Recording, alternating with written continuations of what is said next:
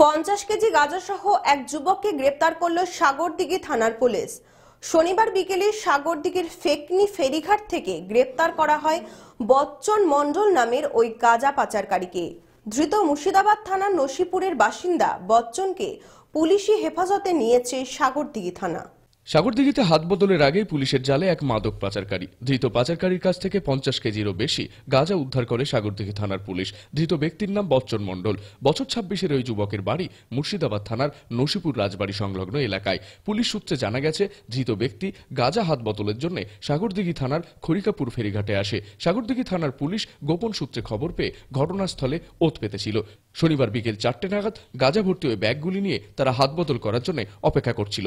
তখনই গাঁজা সহ পাচারকারীকে গ্রেপ্তার করে। ধৃত পাচারকারীকে প্রাথমিক জিজ্ঞাসাবাদের পর কারা এই চক্রের সঙ্গে জড়িয়ে তাও খতিয়ে দেখছে পুলিশ।